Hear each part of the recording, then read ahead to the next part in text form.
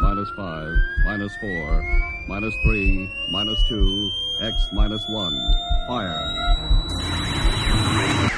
Lights out, everybody.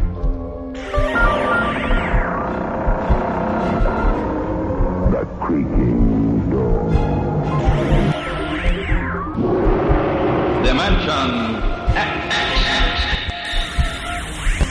Inner Sanctum Mystery. X minus 1.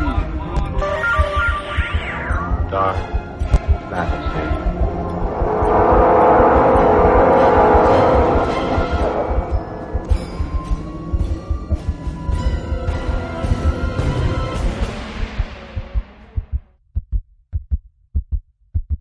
Welcome to my All That Is Sci-Fi and Horror podcast.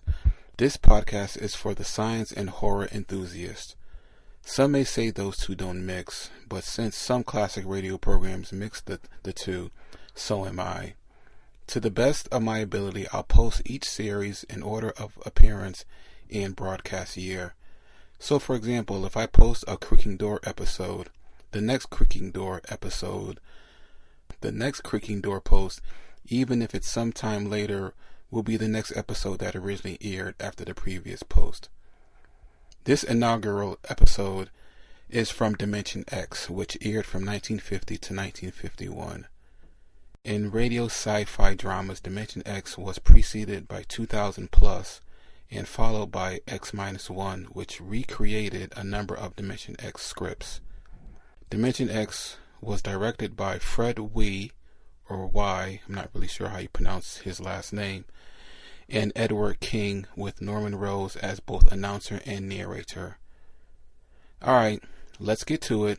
This first episode, named The Outer Limit, was written by Graham Doar, or Doar, and adapted by Ernest Kinoy. It aired April 8th, 1950. Adventures in time and space, told in future tense. Dimension X.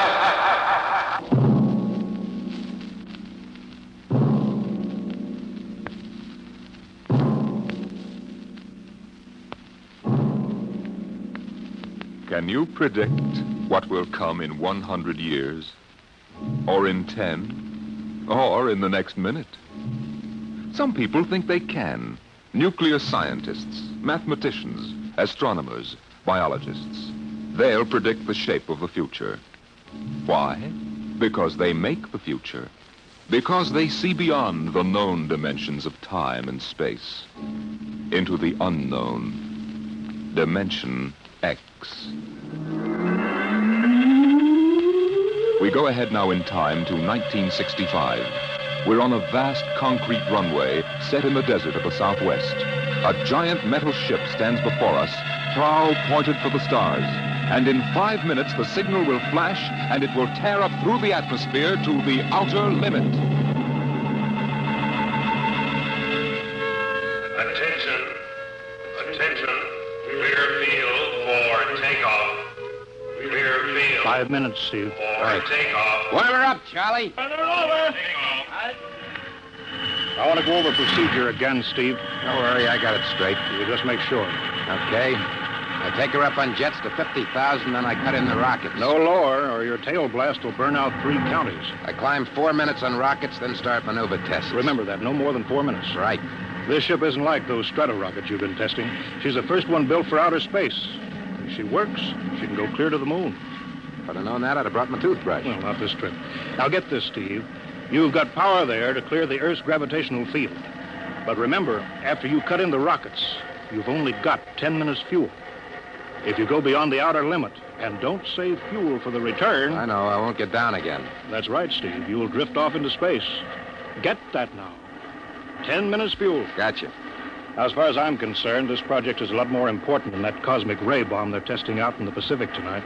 The Security Commission brass doesn't think so. I don't see any undersecretaries under anything. Don't worry. In the long run, our ship will make the CR bomb back-page stuff. But in the meantime, it's just as dangerous. Remember, half the principles in this ship are pure theory, Steve. Slide rule stuff. If anything goes wrong, we may have to scrape you off the landscape with a soup spoon. You have a charming sense of humor. Well, here's what I'm getting at. We're risking your neck in this test. If anything blows, we don't want to have the next man pull the same boner. I know, Hank. So keep your mic open and keep talking. If anything goes wrong, we want to know exactly why. And we won't be able to ask you. Let us know before you pull every switch. Before you do anything. You got that? Yeah. Even if you only have to blow your nose. All right, get those fuel lines away. Okay, Mr. Crow. Well, I guess that's about all, Steve. Hey, that reminds me. Look, if Mary calls, I'm just up on a milk run. I didn't tell her today was it. How is she? She's okay, but she's due about now, and I don't want her to be nervous. Hey, I didn't know the baby was that close. Yeah? Steve, I really ought to be sending a single man on this job. What, and cut me out of a soft paycheck? Forget it, Hank. You know you can't get anybody else who can take 15 G's acceleration when those rockets cut in. Yeah, I know. It's time, Steve. Yeah. Well, see you later. Don't worry, Hank. I'll sweat for both of us. Button her up, Charlie. So long, Hank. So long. We'll give you the light from control.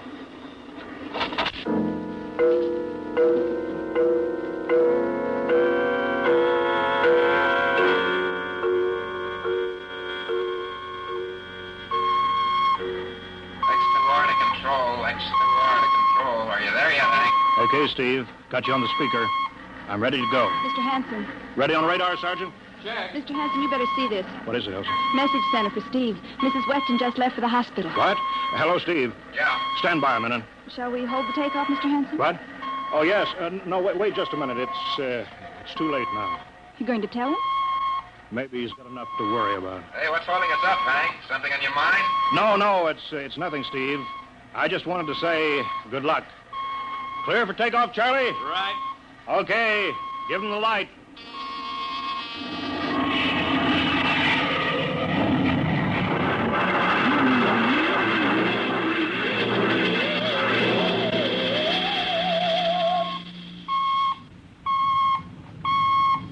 All right, Steve, I'm reading you clear.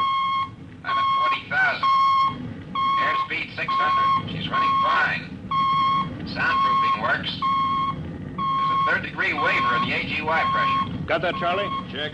Dead center on radar, Mr. Hanson. 50,000 now. Cutting out the port jet. Now the starboard. I'm off jets.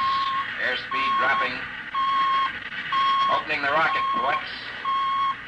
Switch sticks a little, Charlie. Oxy alcohol pressure 350.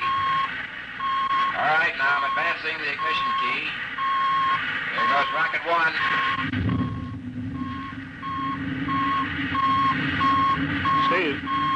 Steve, you all right? Yeah. Feels like somebody slugged me with a sledgehammer. Airspeed now 1,200. Here goes number two.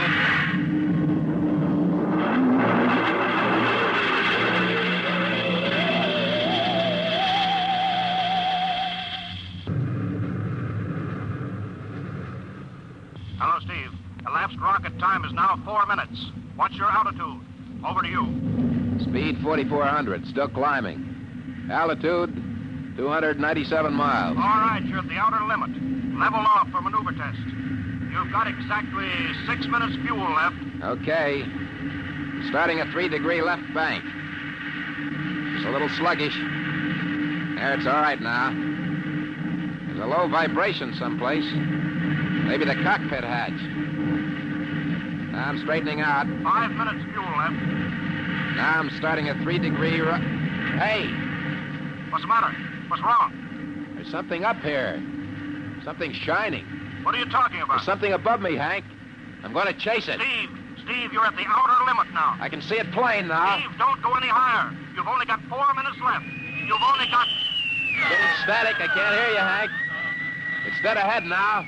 Going to make a pass at it. Get a good look. Hey, it's swerving to meet me. It's dead ahead now. It's dead ahead.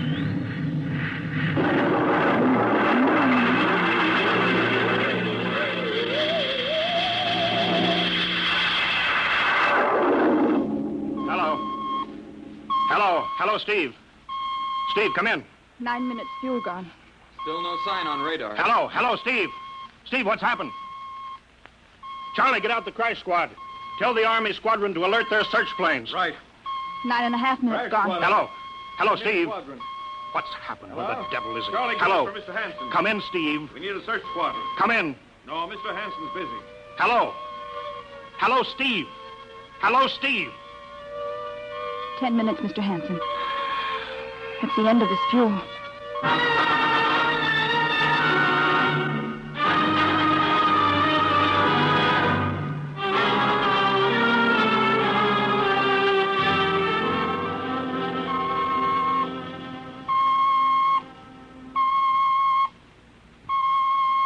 How long's it been now? 10 hours, Mr. Hanson.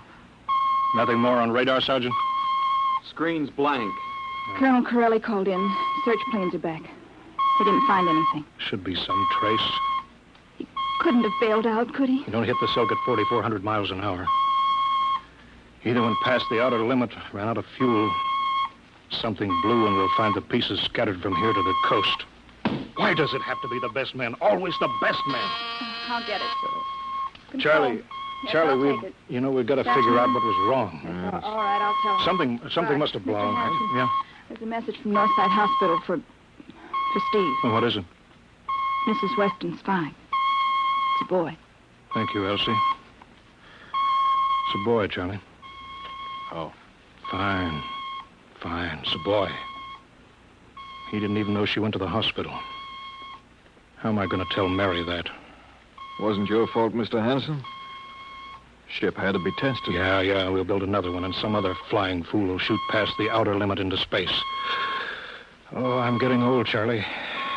You can remember when I used to take them up myself. Now I've got to send other men. It's a job, Mr. Hanson. Now I'm afraid. Every time I hear a jet go off, I jump. Every time I have to send someone up in a new model, I start to sweat. Mr. Hanson. Yeah? I think there's something on the radar. No flights scheduled in, are there, Elsie? We have the whole day cleared. It's coming in behind us. Here it comes over the building. What crazy jockey is buzzing the field like that? Is that an Army plane, Charlie? I can't see. It's turning. Charlie, alert the field. I know that engine. It's Steve. That's impossible. Look, that's his ship. It can't be. Well, there's no other model like that. It's Steve, all right. It's coming in. Thank God. Thank God.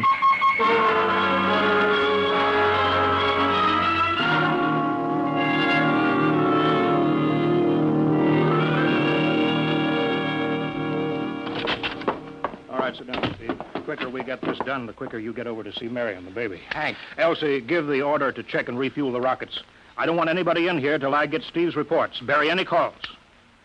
All right, let's have it. What the devil happened to you? Hank, does that cosmic ray bomb still go off tonight? What are you talking about? Straighten out, Steve. Where you been for the last 10 hours? Listen, Hank, there's something more important. Come on. I've got to get a report on the screen to Washington, so let's have it. I've got to know how you stretched 10 minutes fuel to keep you in the air for 10 hours.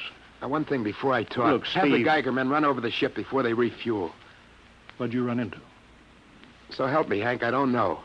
But we better check and make sure it isn't radioactive. Elsie, add a Geiger report on the standard check. Steve, maybe we better have the doc look you over, too. No, I'll be all right. They said I'd be all right. They? Look, son, I know you've had a tough time, but we've had this field on the alert for 10 hours. One of the Army boys cracked up looking for you, and he's hurt bad. So let's have the story. Let's have it straight. I don't know how to tell you. Hank, I saw something up there. At 300 miles? I chased something up there, Hank, and I caught it. Now, don't hand me that, Listen, Steve. I was cruising along, just starting the right bank, when I spotted something. It must have been going about half my speed. It was egg-shaped and smooth. I made a pass at it, and I was coming back for another, and then there was a humming sound. Humming? A sort of vibration. And I blacked out. I was headed straight for it at 4,400 miles an hour. I thought it was going to be the biggest smash since Hiroshima, and... Hank, is there a drink in that bottle? Never mind that, Steve. What happened? I came to inside their ship. Uh-huh. Steve, this whole thing has been a devil of a strain on you. I'm going to call Major Donaldson from the Army base. Ask him to sit in. Psychiatrist? Yeah, that's a good idea. Let him run his tests. He'll tell you I'm not kidding. Because, Hank, unless I miss my guess, I've just been tipped off to the way the world ends.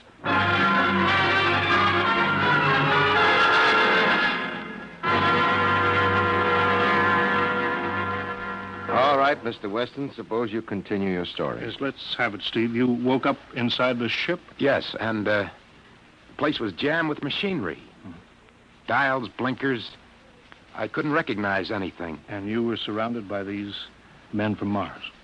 I didn't say anything about men from Mars. I didn't even say they were men. I couldn't see them clearly. They were just there. Where did they come from, then? Another galaxy. Millions of miles outside of our solar system. That's all I know. You figure out where they came from. And they came all that distance to find the Earth? Yes. Did they tell you that? Yes. You mean they spoke English to you? No, they didn't. That's funny. Hadn't thought. They didn't really speak to me at all. They just planted the thoughts in my mind. You mean thought transference, telepathy? Yes, that's right. Well, Steve, what brought them here? We did, Hank. We rang their bell. We brought them in. Well, how? With our atomic explosions. Hank, that's why you've got to stop that bomb test tonight. I'll give up. Look, you've got to believe me, Hank. Oh, how can I make you understand? Maybe I can help, Mr. Weston. Would you submit to narcopsychometry? What's that? Under proper drugs, I can put you back in this ship by suggestion. Then we can get a playback record of your memory pattern on the audio circuit. And how long will that take? Half an hour. We'll have to go over to the lab. Will you believe me if it checks? It will give us an accurate memory picture of what your mind reports. All right, let's go. Hank, you got to believe me. We haven't got much time.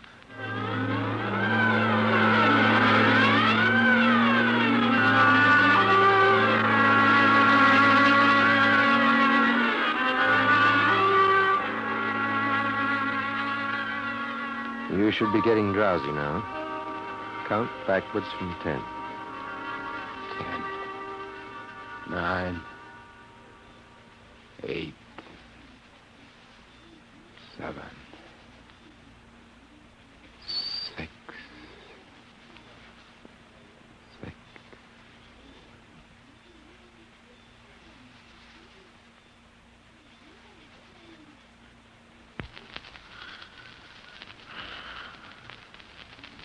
He's under. Now we attach the head plate electrodes. The cortical pickup. Look out for that wire, Mr. Henson. 3.0 setting. 31.3. Now throw that switch, Mr. Henson. I have to start him off by suggestion. All right, Steve. You're in your ship now.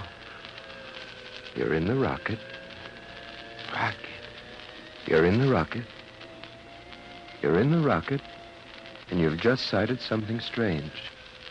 Now I'm starting at 3° right. What's that? Hey, there's something up here. Something shining. His memory pattern. We're picking it up electronically. There's something above me, Hank. I'm going to chase it. It's piped through the audio circuits. I'm getting static. I can't hear you, Hank. This is where we lost contact with him. I'm going to make a pass at it and... Hey, it's swerving to meet me. It's dead ahead now. It's dead ahead. Now what? This is where he blacked out. There's no telling how long, minutes or hours. What's that noise? I don't know. Quiet. Where? How did I get in here? What? Who are you? Is he seeing things? Intergalactic Patrol. What's that? What are they saying, Steve? What are they saying? It's about nuclear fission. They know about it. They know the danger of it. Long ago, they had wars that almost destroyed them. But finally, they learned. Now they've outlawed war. Go on, Steve. They patrol space. When their detector picks up an atomic explosion, they send a patrol. What are they going to do? They've quarantined us. Quarantine? They've isolated the Earth. Because we don't know how to control ourselves yet. Until we learn, we'll be a menace to the whole universe. What is this nonsense? Quiet. How are they going to do it, Steve? They've spread a layer out here of, I don't know how to call it, all around the Earth. It's miles deep. When there's an atomic explosion on Earth, the radioactive particles will drift up to this layer and set off a chain reaction. It'll go around the world in microseconds. And that's the end. The end? What's he... Wait. Yes. I understand. I've got to bring back the warning. You're going to put me back in my ship to bring the warning.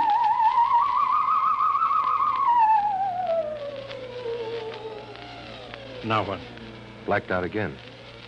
I guess that's all. What does all that mean? It's what he remembers. You don't think that really happened? No. Narcopsychometry circuits produce what he remembers. It just means that Steve believes this happened. I don't like to see this. I've seen too many tough pilots snap. Steve is the best I've known. How bad do you think he is? Frankly, outside of the presence of this well-organized hallucination, there's no sign of unbalance.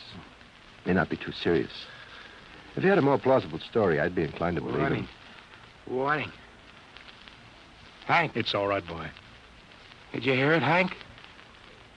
You understand? Sure. We've been quarantined. Let me give you something to make you sleep, Steve. But don't you understand? They fixed it so that if we set off one more nuclear explosion, that'll be it. Of course. Don't roll your sleeve down. You don't believe me. Now, take it easy, Steve. But the test tonight. They're setting off the CR bomb. Hank, what time is it? 11:20. Well, it's scheduled for midnight. Hank, we gotta stop that bomb. Steve, let Donaldson give you the hypo. Hank, you've got to believe me. I saw them. I got the warning. If we touch off that bomb tonight, it'll be the biggest galactic 4th of July of all time. The whole Earth will go up like a Roman candle. April 10th, 1965, the end. Now, look, Steve, you better calm down. Don't you want to see Mary and the baby? You've got a new son, remember? Yeah, that's just it, Hank. I want to see my son. I want him to live.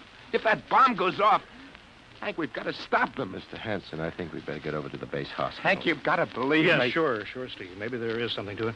Look, it's out of your hands. I'll put it in a report and shove it into Washington in the morning. In the morning? There isn't going to be any morning, Hank. Don't you understand? You've got to call Washington now. Get the head of the Security Commission and postpone that test. Now, you know I can't do that, Steve. My neck would be out a mile.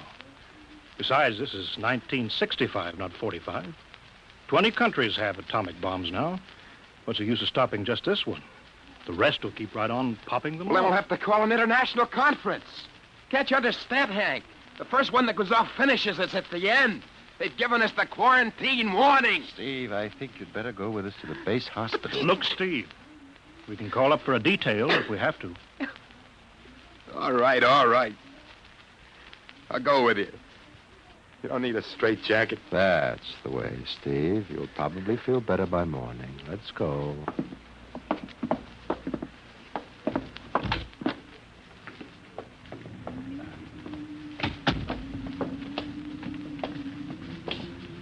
Well, Steve, tomorrow I'll drive you over to the hospital to see Mary and the kid. Sure. Look at the ship under the floodlights. Pretty, huh? You'll be flying her again soon, don't you worry. Yeah, I guess so. What you doing out in the line? They, refuel her? Yeah, we got Clausewitz coming in tomorrow from Denver for another test. Figured we'd give you a day off. That's good. That's fine. Steve, come back. Come on, Donaldson. Steve, wait. He's heading for the rocket. Look, there he goes up. That crazy fool. We can't get at him now. That covers armor glass. He's waving. Yeah, towards control. What's the radio? He means the radio. Come on. I should have gotten help. Well, the radio's still hooked up here. Hello, Steve. Listen to me, Hank. You gotta call Washington now. Come out of that rocket, Steve. I'll call my men. Don't try anything, Hank. They've refueled the rocket for tomorrow. Take it easy, Steve. Listen, you know what'll happen when I fire the rocket tubes down here? Steve, don't. It'll burn out every building for 5 miles. All of us in one big blast. Steve, what do you want? You've got to stop that bomb. You got to call Washington right now. They won't believe me. You make that call or I cut in the rocket. Now, I mean it, Hank. Now, hook my screen to yours in parallel. I want to see exactly what you're doing. All right. Just don't fire those rockets. Get going, Hank. You got 12 minutes to make that call and stop that bomb. All right, I'm making the parallel hookup right now. Donaldson, you think he'll really blast? I don't know. Up to now, I'd almost say he was normal, but now he's liable to do anything, Hanson. Steve, there, you getting it on your screen? Yeah. Now put that call through. All right. Operator. Visit screen to Washington. The Visiscreen circuits are busy, sir. If you'll try again in half an hour. This is Security Commission priority. Break in, get me a line. Yes, sir. Just a moment, please. 10 minutes, Hank. Listen, Steve, I'm trying. We're ready to take your call, sir. Washington, Security Commission 3. This is urgent. I want Undersecretary Herbert Ames. Washington 3. 1 moment, please. Hurry, will you? 1 moment, please. What time is it, Donaldson? 11:51. Do you think he'll fire those rockets? He might. Washington? Visit screen 3. Mr. Herbert Ames, please. That is a coded exchange. I cannot accept your call without clearance. Get it through, Hank. Listen, Washington, put it through. This is Mr. Hanson at San Marco Air Base. This is a priority call. I'm coded. 1 moment, please. I will check your code number. Get that through, Hank, or that bomb goes off at 12. Will you be reasonable, Steve? Your call has cleared, San Marco. Washington, visit screen 3. Herbert Ames, please. Security Commission Ames. Listen, Ames. Oh, hello, Hanson. Ames, you got to get me to the chief. Are you kidding? He's at the test control room. Yes, I know, but get him for me. What's up? You look lousy. Or is it a bad circuit? There's no time. I've got to get him before the test. It's about the CR bomb. I can't take that responsibility. Get that through, Hank, or I blast. Hey, what's going on there? Ames, my project has a high enough rating. This is a priority A call. What? Well, okay, it's your neck. I'll try to get him for you. He's in the control room, so you'll have to switch off your screen and speaker and go on earphones. Too much going on in there. Security ruling. You hear that, Steve? I've got to cut the incoming screen. All right, but don't try anything. 8 minutes, Hank. Hello? What? You got him, Hank? Yes. This is Hanson at San Marco. No, sir. Priority A request to cancel the bomb test. No, I'm serious. This is deadly serious. We sent the X-2 JTR up today to the outer limit. We uncovered evidence. Yes, on the automatic instruments. What's that? No possible chain reaction. No, I can't tell you the whole story. There isn't time here. Yes, I'll bring the readings into Washington in the morning. You've got to postpone the test till you see them. Look, I've worked on contracts for the Commission for 10 years. Yes, I have complete confidence in my information. You can record that. All right, I'll call you back immediately. Bye. Hank? He's agreed to cancel, Steve. The bomb won't go off. All right, boy. You can come down out of that ship.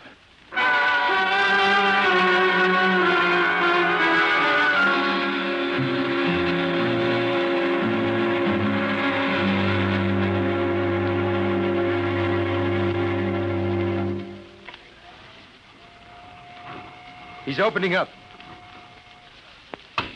Here he comes. All right, Steve.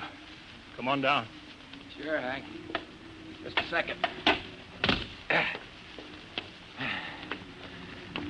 Hank, I was scared. I was plain scared. Easy now. It's all over. The bomb won't go off. Thank God. Look, I want to see Mary and the baby. Can you get me transportation now? Oh, wait a minute. It's almost 12. They won't let you in the hospital now. I want to see the baby. Sure you do, but you've been under a strain. I've got a shot for you here, Steve. Give you a good night's sleep. All right. Roll up your sleeve. Yeah, here. There, that'll make you sleep. Sergeant will find you a bed. Yes, sir. Come on, Mr. Weston. Okay. Good night, Hank. I'm kind of beat. It's been a tough night.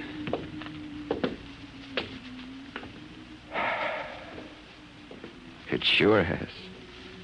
I thought for a minute he was going to blast those rockets and send us all to Kingdom Come. Yeah. Quite a stunt getting the ray bomb test called off. It isn't called off. But the chief said... Ames couldn't get the chief. I was talking to a dead circuit. Bomb goes off in a couple of minutes. Oh. Poor Steve. He was one of the best. He was the best. 1 in 10 million. Some story of his, poor guy. For a while, he almost had me believing that quarantine. That's a very common delusion. End of the world. Yeah, I suppose so. It's a nice night. Never saw the stars so bright. We better be getting in. That wind is cold. Well, the bomb goes off in 30 seconds. Poor Steve. You know, Hanson, there's just one thing. Yeah? It's outside my field, but I'm curious. How did he keep that ship in the air for 10 hours with only 10 minutes fuel?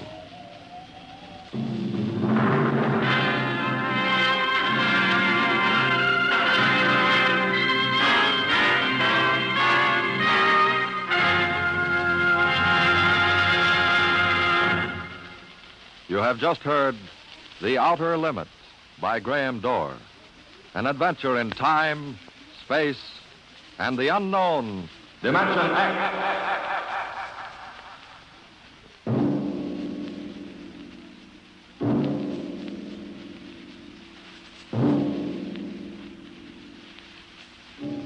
Now, about next week. Have you ever heard of the Mark III? The amazing electronic brain at Harvard that instantly solves the most complicated scientific problems.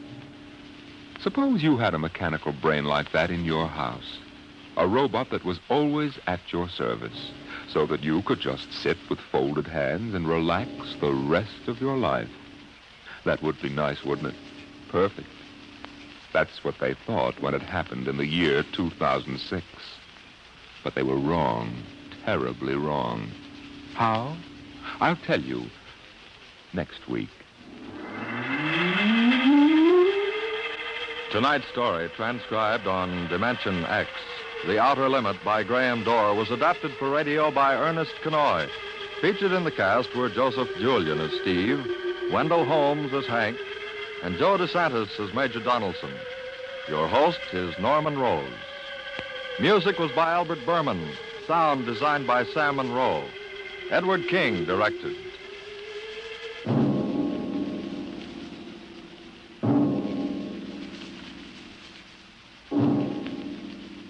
Tomorrow, here's Sam Spade. Now it's Truth or Consequences on NBC.